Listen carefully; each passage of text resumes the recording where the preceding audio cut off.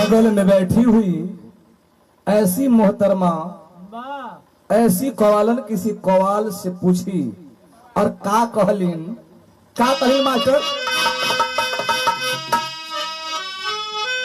यह कहलीन कि मैं नाज हुस्न हूँ तुम मेरे तराम करो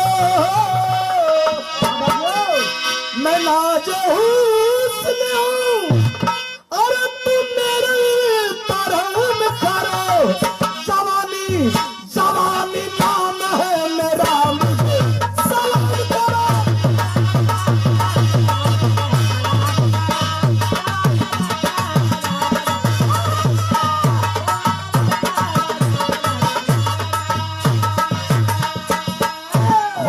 कवाल बुलाए मोहतरमा सलाम करूंगा लेकिन मेरी एक बात माननी होगी क्या सलाम तुझी काम करूंगा पर मेरा एक ख्याल करो सलाम तुझी काम करूंगा पर मेरा एक ख्याल करो तू अपनी मस्त जवानी हमारे नाम करो मस्त जवानी हमारे नाम करो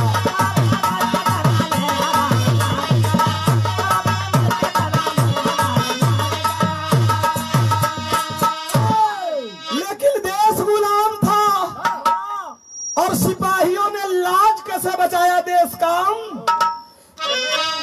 कि धारा की गोद में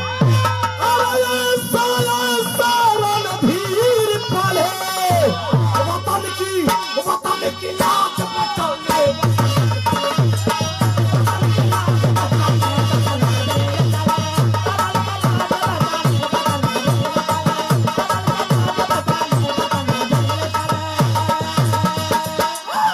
धरा की गोद में ऐसे ऐसे रणधीर पले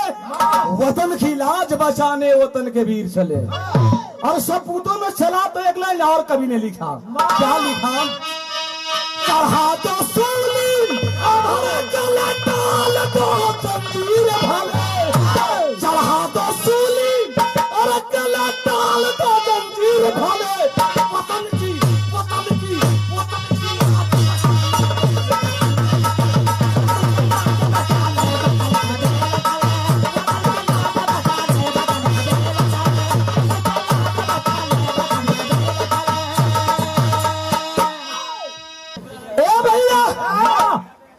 कह दिया जवाब ए भैया जान चले और लिखे क्या फिर से लाइन को दोहरा दो मास्टर फिर से जवानों ने लिखा कि फांसी पर चढ़ा दो गले में जंजीर डालो हमें कोई फर्क नहीं घास की रोटी खा लेंगे लेकिन देश की आजादी दिला कर रहेंगे क्या बोला चढ़ा दो फांसी गला डाल दो जंजीर भले वतन की लाज बचाने